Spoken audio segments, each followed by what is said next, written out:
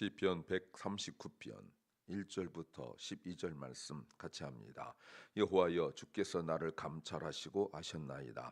주께서 나의 앉고 일어섬을 아시며 멀리서도 나의 생각을 통촉하시오며 나의 길과 눕는 것을 감찰하시며 나의 모든 행위를 익히 하시오니 여호와여, 내 혀의 말을 알지 못하시는 것이 하나도 없으시니이다. 주께서 나의 전후를 두루시며 내게 안수하셨나이다. 이 지식이 내게 너무 기이하니 높아서 내가 능히 미치지 못하나이다. 내가 주의 신을 떠나 어디로 가며 주의 앞에서 어디로 피하리이까? 내가 하늘에 올라갈지라도 거기 계시며 음부에 내 자리를 펼지라도 거기 계시나이다. 내가 새벽 날개를 치며 바다 끝에 가서 거할지라도 곧 거기서도 주의 손이 나를 인도하시며 주의 오른손이 나를 붙드시리이다.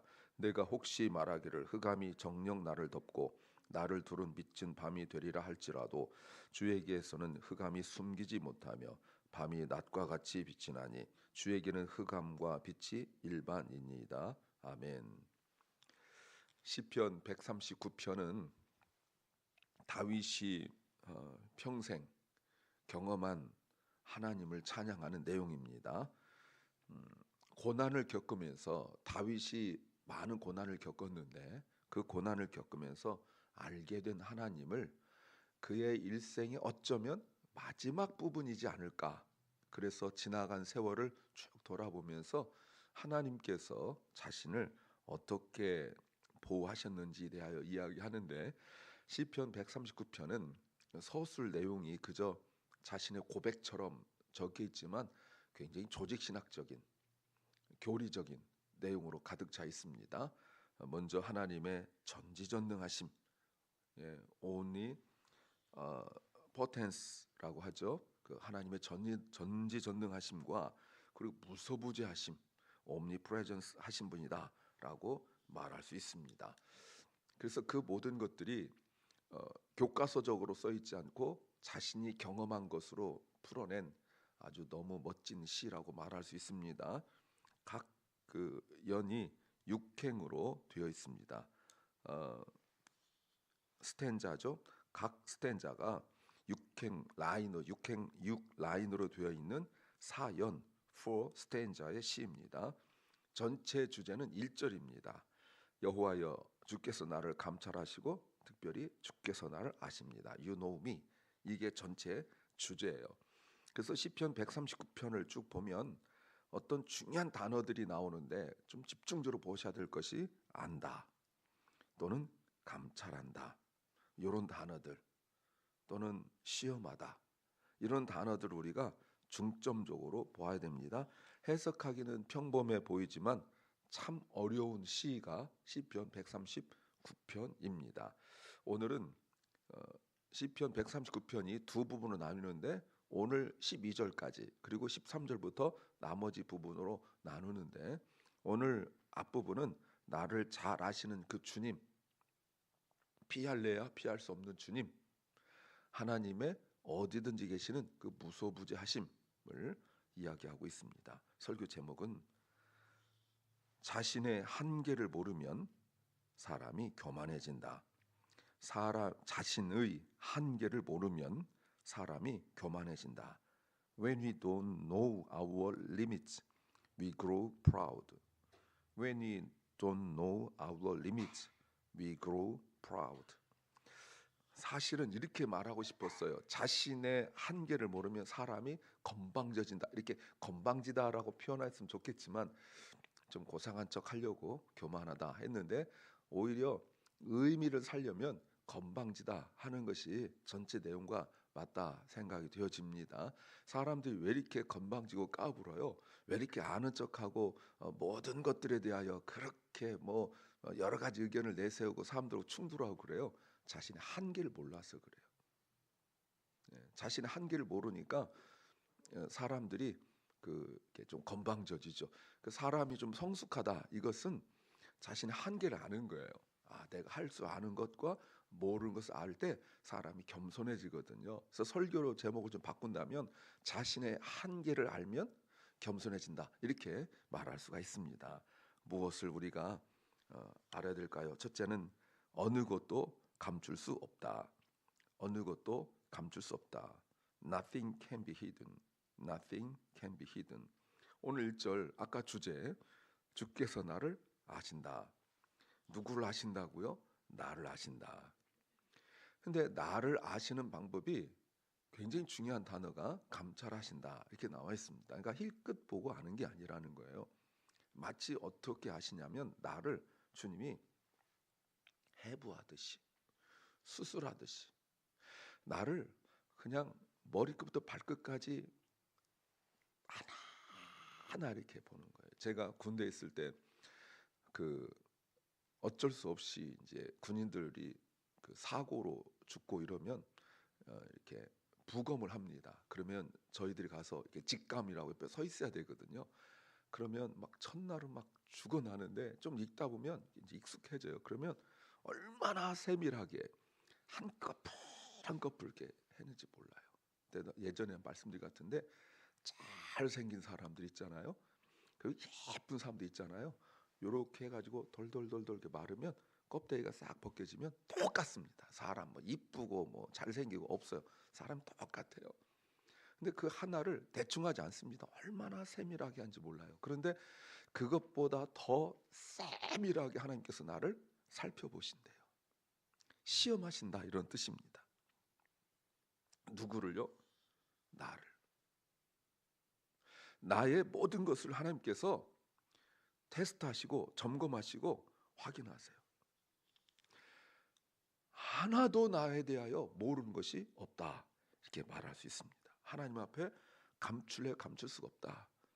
근데 부검하고 이럴 때는 그 시간이 뭐 1시간 이 정도밖에 안 되는데 하나님이 나를 얼마나 오랫동안 지켜보시고 하셨는지 여러분 아십니까? 내가 다윗의 그 고백처럼 내가 어디에서부터 엄마 뱃속에 있을 때부터 나를 아신다. 그 고백이잖아요. 다윗이 밧세바를 범하고 난 이후에 나단 선지자를 통하여 죄를 지적당했잖아요. 그리고 난 뒤에 내가 어디서부터 꼬였을까 하고 뒤돌아보기 시작했지 않습니까? 그런데 우리는 대부분 이렇습니다.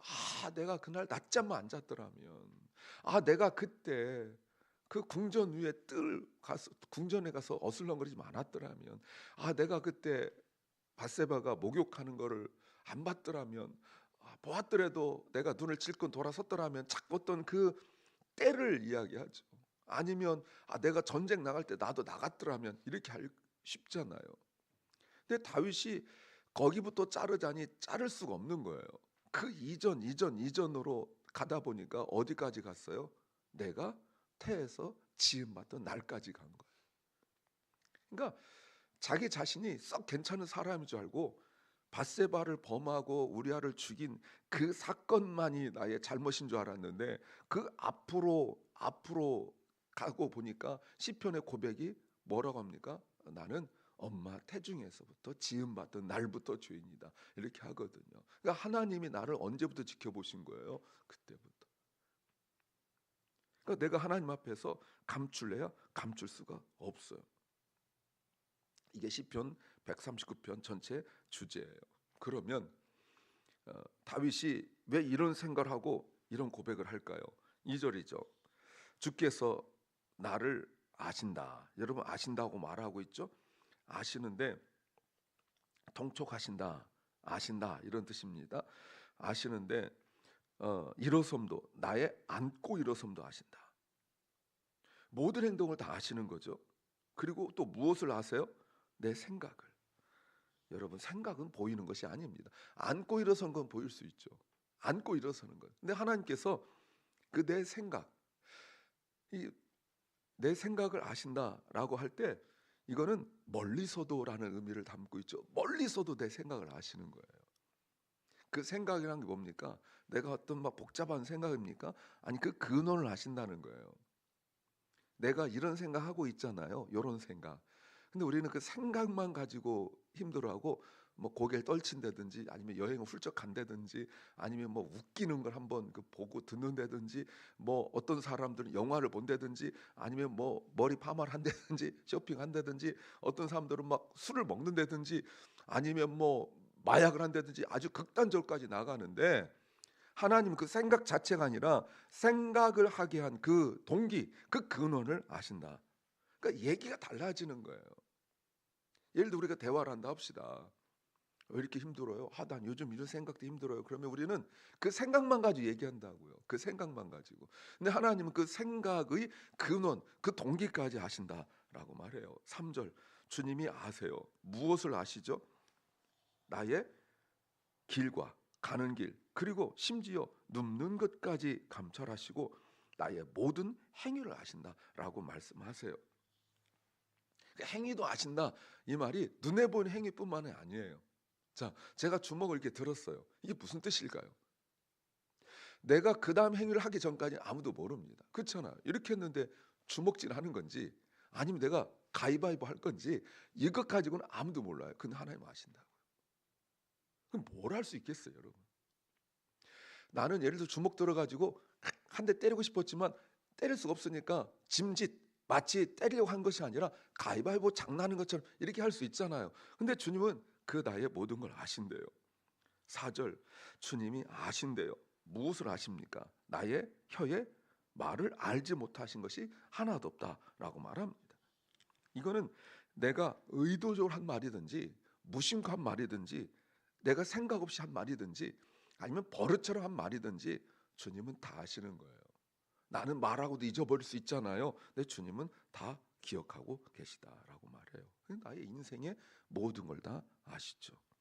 그러면 질문이 기쁩니까? 아니면 불편합니까?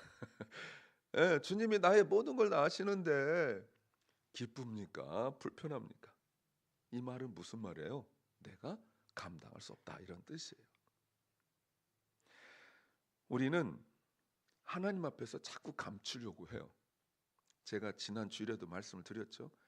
우리 죄악의 그 특징이 자꾸 감추는 거거든요. 아담 하와의 그 후손으로서 우리는 뭐 잘못하면 의도적으로 자꾸 숨어요.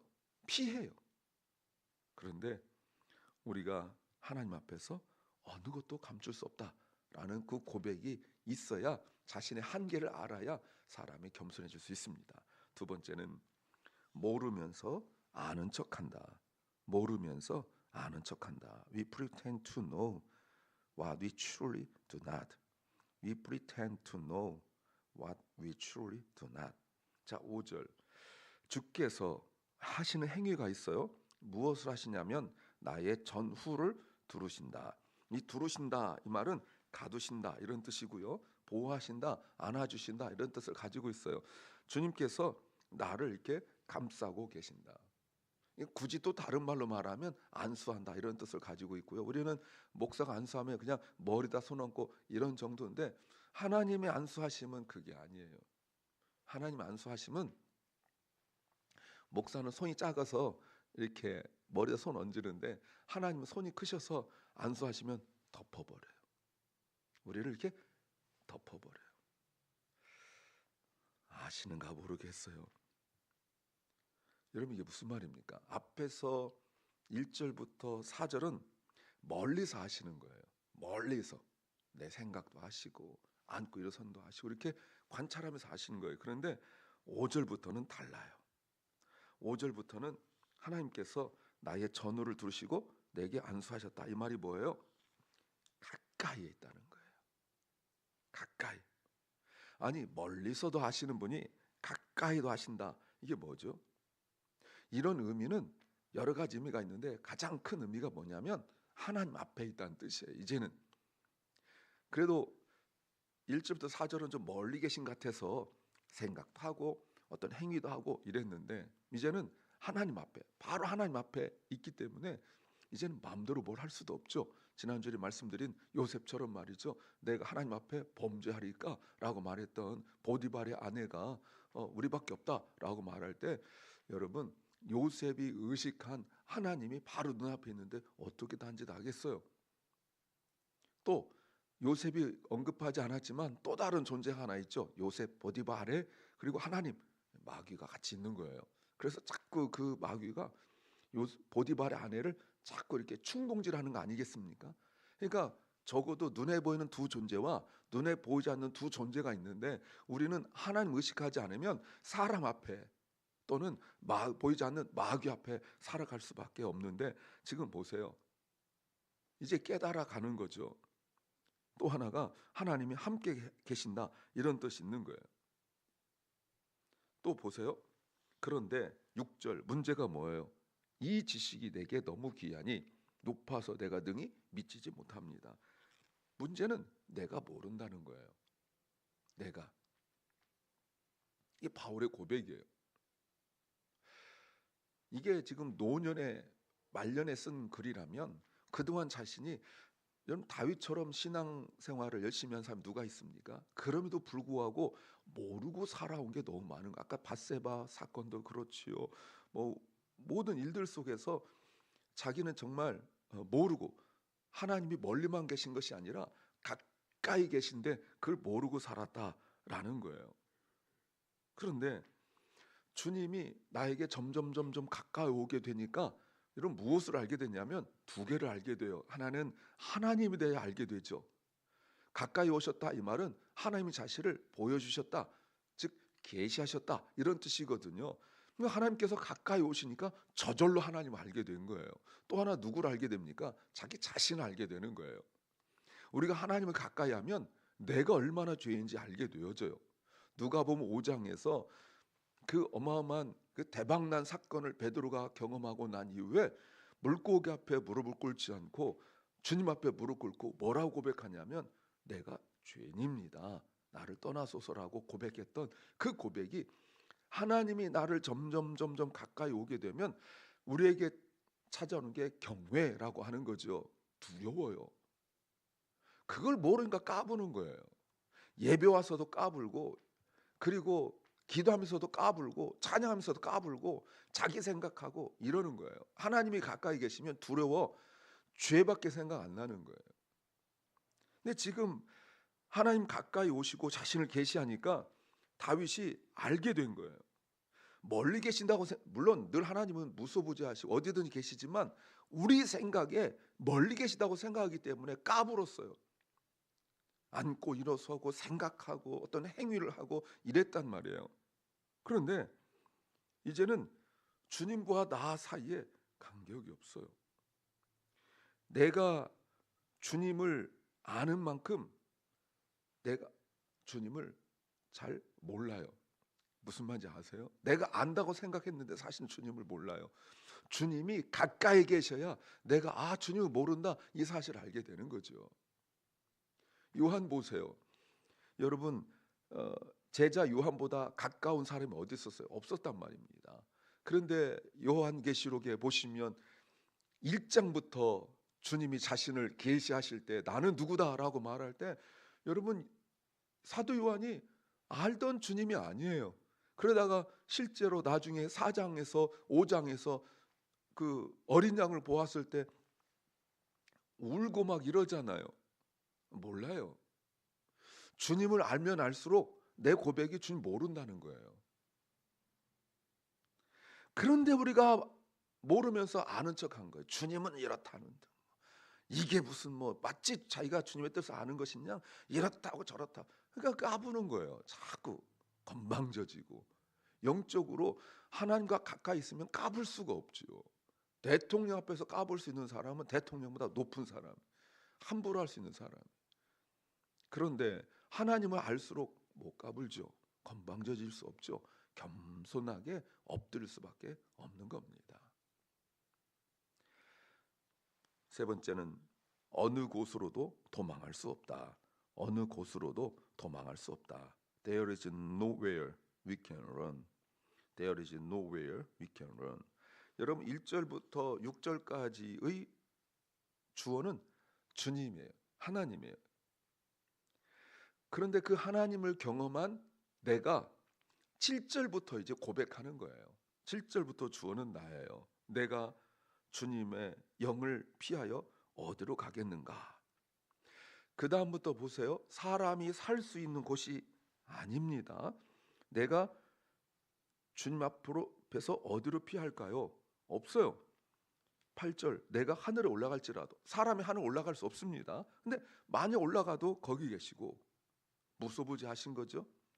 내가 지옥에 간다 할지라도 주님이 거기 계시고 내가 9절 내가